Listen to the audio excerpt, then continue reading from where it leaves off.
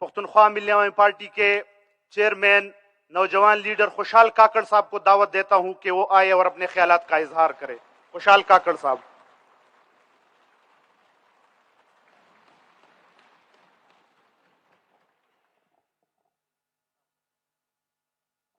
اعوذ باللہ من الشیطان الرجیم. بسم اللہ الرحمن الرحیم. بادشاہ خان، ولی خان اور 21ویں صدی کے اس کانفرنس میں موجود تمام سیاسی پارٹیوں کے اکابرین، یہاں موجود میڈیا کے نمائندے، مختلف طلبہ تنظیموں کے نمائندے، یہاں موجود اس ملک کے مایہ ناز دانشور صحافی حضرات اور ہماری مائیں بہنیں، سب سے پہلے تو میں اپنی طرف سے، اپنی پارٹی کی طرف سے، تمام اس کانفرنس کے شرکاء کی طرف سے خان عبدالولی خان، خان غفار خان، جسے ہم فخر افغان بادشاہ خان بلاتے ہیں، انہیں عقیدت سے خراج عقیدت پیش کرتے ہیں. بادشاہ خان 21ویں صدی کے ان مخصوص رہنماؤں میں سے ایک ایسے عظیم رہنما تھے جنہوں نے نہ صرف پشتونوں کی بلکہ بر صغیر میں موجود تمام اقوام کی ان کی زبان، نسل، رنگ اور مذہب کو دیکھے بغیر ان کی آزادی، خود مختاری، ترقی کے لیے جدوجہد کی. انگریزی استعمار کے خلاف آزادی کی جدوجہد کے ساتھ ساتھ بادشاہ خان ایک اصلاح پسند شخصیت اور رہنما تھے. انہوں نے پشتون معاشرے میں اصلاحات کرنے کے لیے، پشتون افغان معاشرے میں اصلاحات کرنے کے لیے 1921 میں انجمن اصلاح افغانیہ اور 1929 میں خدائی خدمتگار جیسی تحریکوں کا آغاز کیا، جو ایک عدم تشدد کی تحریک تھی. ساتھ ہی بادشاہ خان بابا کے بہت سے سیاسی اور معاشرتی خدمات ہیں، جن میں تعلیم کے حوالے سے اور صحافت کے حوالے سے 1928 میں پشتون جرنل کے نام سے انہوں نے ایک رسالے کا آغاز کیا، متعارف کرایا انہوں نے، جو اس وقت انگریزی سامراج کے جبر، بادشاہ خان کی تقریروں، اس علاقے کی، اس خطے کی صورتحال کے علاوہ یہاں پہ ویمن امپاورمنٹ اور ویمن ایجوکیشن کی بات بھی کی جاتی تھی. اس عظیم پشتون رہنما، اس عظیم رہنما نے اس راہ میں بہت سی اذیتیں سہی ہیں، جن میں جیلیں کاٹنا صرف فہرست ہے. یہ جیلیں انہوں نے برٹش راج میں بھی کاٹی ہیں، اور یہی جیلیں انہوں نے ایک اسلامک اسٹیٹ جسے ہم آج پاکستان کی نام سے جانتے ہیں اس میں بھی کاٹی ہیں. پر افسوس کے ساتھ کہنا پڑ رہا ہے ہمیں، جو سلوک ان کے ساتھ برٹش راج میں جیلوں میں ہوا کرتا تھا وہ کسی حد تک پھر بھی قابل برداشت تھا، پر جو سلوک ان کے ساتھ ایک اسلامک اسٹیٹ میں کیا گیا اسے ہم بیان بھی نہیں کر سکتے. کیا باچا خان نے جو انگریزوں کے خلاف جدوجہد کی، جس خود مختاری آزادی کے خلاف کے لیے انہوں نے جدوجہد کی، کیا پاکستان بننے کے بعد اس جدوجہد کا کوئی رنگ ہمارے سامنے آیا؟ وہ غلامی اس سے زیادہ مضبوط ہوئی، وہ استعمار اس سے زیادہ مضبوط ہوا۔ باچا خان بابا اپنی پوری سیاسی زندگی میں اس ایک چیز پہ زیادہ زور دیا کرتے تھے، وہ قومی خود مختاری اور قومی آزادی تھی۔ سقوط ڈھاکہ کے بعد باچا خان بابا یہ بات کیا کرتے تھے کہ جناح صاحب نے جو پاکستان بنایا تھا وہ اس ملک کی اسٹیبلشمنٹ کی سنگین غلطیوں کے نتیجے میں دو حصوں میں تقسیم ہو گیا ہے، وہ ٹوٹ چکا ہے۔ اب ہمیں چاہیے کہ اس بچے پاکستان کی تشکیل نئے سرے سے کریں، جہاں پہ قوموں کی خود مختاری اور قوموں کی آزادی ہو۔ جبکہ پاکستان ایک کثیر القومی ملک ہے، یہاں پہ لسانی بنیادوں پہ صوبے بنائے جائیں، وہ صوبے خود مختار ہوں، وہ آزاد ہوں۔ آئین پاکستان میں لکھنے کے حد تک تو یہ موجود ہے کہ پاکستان میں صوبائی خود مختاری ہے، اور ساتھ ہی یہ بھی لکھا گیا ہے کہ اگر آئین پاکستان کو کسی نے توڑنے کی جرت کی تو اس کی سزا سزائے موت ہوگی۔ پر نہ ہی یہ آئین صوبوں کو خود مختاری دے سکا، اور نہ ہی یہ آئین اس ملک میں فوجی مارشالاؤں کا راستہ روک سکا۔ اب ہمیں پاکستان میں دو بڑے مسئلوں کا سامنا ہے، ایک عوام کی حاکمیت اور دوسرا عوام کی حاکمیت اور دوسرا صوبوں کی طاقت، قوموں کی طاقت۔ پاکستان ایک فیڈریشن ہے، یہاں سندھی، سرائکی، پنجابی، پشتون، بلوچ اپنی سرزمین پہ ہزاروں سالوں سے آباد ہے، ان کے اپنے قدرتی وسائل ہیں۔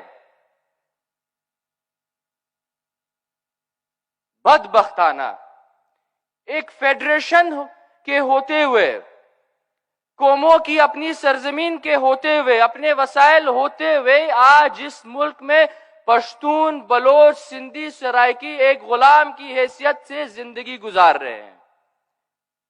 نہ ہی اس ملک میں ہمیں حق حاکمیت دی جا رہی ہے، نہ ہی اس ملک میں ہمیں حق ملکیت دی جا رہی ہے۔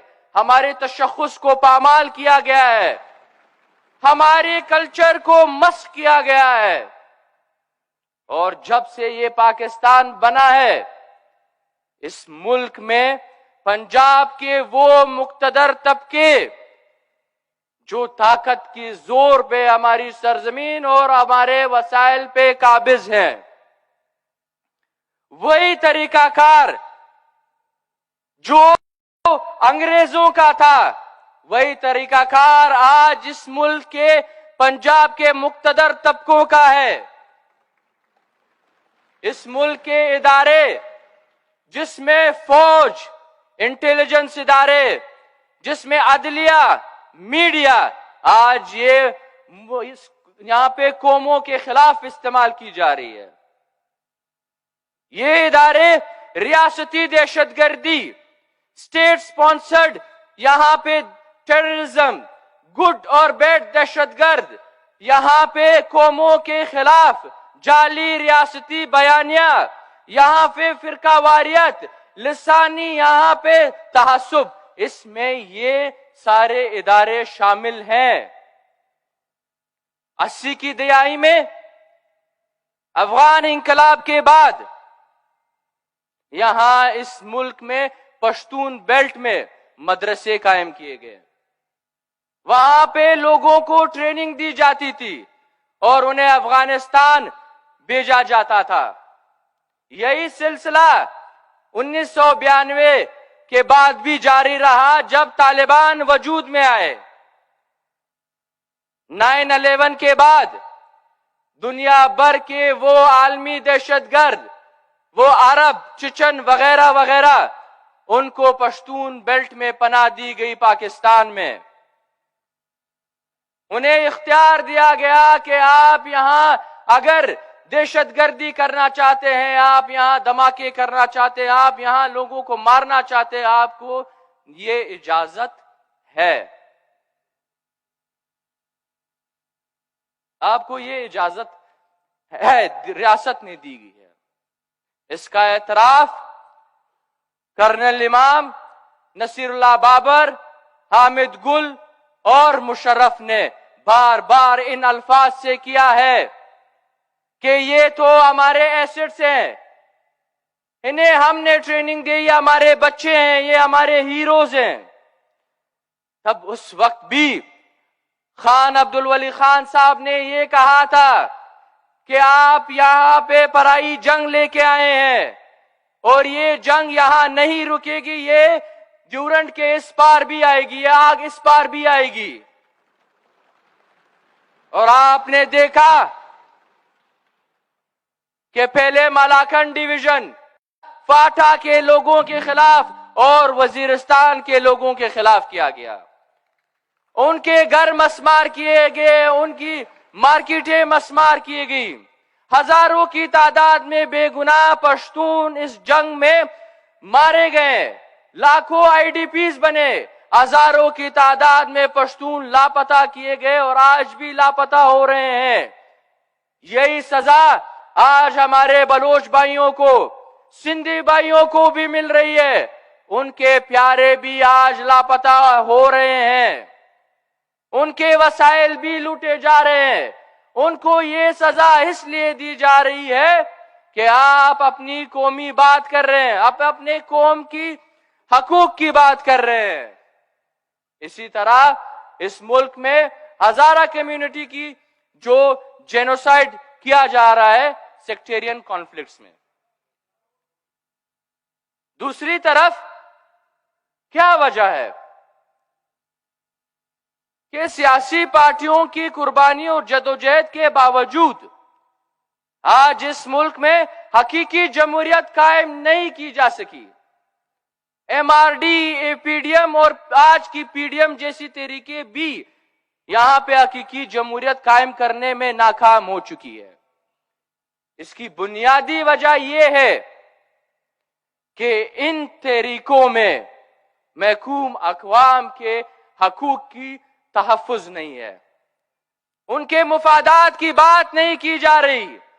आज ये कौमें आपसे ये सवाल कर रही हैं कि ये तहरीके तब क्यों नहीं बनी। आज पश्तून आपसे ये सवाल कर रहा है, ये तहरीके तब क्यों नहीं बनी जब दुनिया भर के दहशतगर्द पश्तून वतन लाए गए, जब हमारा खून बहाया गया, जब हमारी इज्जतें नीलाम की गई, जब हमारे घर मसमार किए गए, जब हमारे लीडरों को मारा गया। आज भी हम दहशतगर्द, आज भी हम गद्दार, हमने सबसे ज्यादा इस मुल्क में कुर्बानियां दी है। हमारे सियासी अकाबरीन, हमारे लोग, हमारे बूढ़े, हमारे बच्चे, हमारी औरतें आज इस जंग में, आज इस मुल्क में, इस रियासती दहशतगर्दी में लुकमाए अजल बने हैं।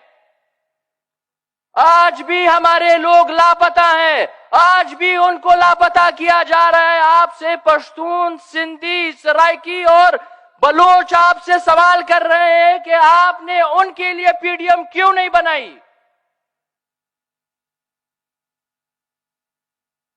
इन तहरीकों में सबसे ज्यादा कुर्बानियां महकूम कौमों ने दी है।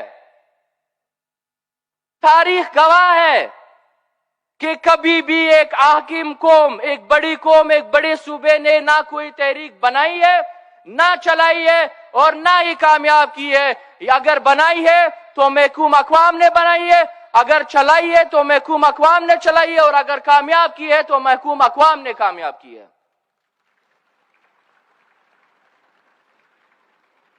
میں تھوڑا سا ٹائم لوں گا، 2 منٹ بس وائنڈ اپ کروں گا۔ لہذا آج ہمیں سوچنا چاہیے، پاکستان کو ایک نئے عمرانی معاہدے، ایک نئے آئین کی ضرورت ہے۔ یہاں پہ فطری صوبے ہونے چاہیے، جس میں جیسے بلوچوں کا اپنا صوبہ، سندھیوں کا اپنا، پنجابیوں کا اپنا، سرائکیوں کا اپنا، اور پشتونوں کا ایک متحد صوبہ بولان سے لے کر چترال، جس میں اٹک میاوالی شامل ہو۔ یہ صوبے خود مختار ہو، آزاد ہو۔ یہاں پہ ایک قوم کو یہ اختیار ہونا چاہیے، کسی اور قوم کو یہ اختیار نہیں ہونا چاہیے کہ وہ کسی دوسرے قوم کے حق کی بات کرے یا مطلب ان کے فیصلے کرے۔ ایک پشتون رہنما، ایک پشتون نمائندے کو یہ اختیار ہونا چاہیے کہ وہ پشتون سرزمین اور پشتونوں کے حق کے فیصلے کرے، ان کے فیصلے ان کو کرنے چاہیے۔ اسی طرح بلوچ کے فیصلے بلوچ رہنما، سندھیوں کے فیصلے سندھی رہنما، سرائکیوں کے فیصلے سرائکی رہنما، اور اسی طرح پنجابیوں کے فیصلے پنجابی رہنما، نہ کہ یہاں پہ کوئی دوسری قوم ہمارے فیصلے کریں گے۔ اس ملک میں ایک حقیقی فیڈریشن بنانی چاہیے، قوموں کی رضامندی سے جو اختیار وہ وفاق کو دینا چاہتے ہیں وہ وفاق کو دے، جو اپنے پاس رکھنا چاہتے ہیں وہ اپنے پاس رکھے۔ فوج اور دوسرے جو ہمارے قومی ادارے ہیں ان میں قوموں کی برابری، تعداد کے لحاظ سے ان میں قوموں کی برابری۔ آخر میں ایک بات کرنا چاہوں گا موجودہ صورتحال کے حوالے سے۔ آج بھی اس ملک میں، بالخصوص پشتونوں کے حوالے سے میں کہوں گا، آج بھی اس ملک میں افغانستان کو اپنا 5واں صوبہ بنانے کا خواب دیکھا جا رہا ہے۔ آج بھی اس ملک میں، آج بھی یہ ملک افغانستان میں اپنے پراکسیز کی پشت پناہی کر رہا ہے۔ افغانستان میں ایک جمہوری سیٹ اپ، افغان ملی اسٹیٹ کو ختم کیا گیا۔ یہ سب دیکھتے ہوئے مجھے British prime minister Herald make ملن کی ایک بات یاد آتی ہے۔ انہوں نے کہا تھا، roll number 1 in politics, never invade Afghanistan. لہذا اس ملک کے ان جرنیلوں سے ہم کہنا چاہتے ہیں کہ خدارا افغانستان میں مداخلت بند کریں۔ یہ ملک اس پالیسیز کی وجہ سے آج ڈیفالٹ ہو چکا ہے، آپ کے ایسٹس گروی ہے، آپ کے سارے انڈیکیٹرز آج بد سے بدترین ہیں، اور آپ کے جرنلز آج بھی سینہ تان کے یہ کہہ رہے ہیں کہ ہماری پالیسیز نے ہمیں یہ کامیابی دلائی ہے۔ یہ وہ جرنل ہیں جن کے لیے پاکستان صرف ایک قبرستان ہے، جہاں پہ وہ مرنے کے بعد یہاں پہ دفن ہوتے ہیں، اور ریٹائرمنٹ کے بعد وہ اس ملک کو رہنے کے لیے قابل ہی نہیں سمجھتے، وہ اس ملک سے باہر چلے جاتے ہیں۔ آج اس ملک میں، اس ملک کی عدلیہ آج قوموں کے ساتھ ایک فریق بن چکی ہے۔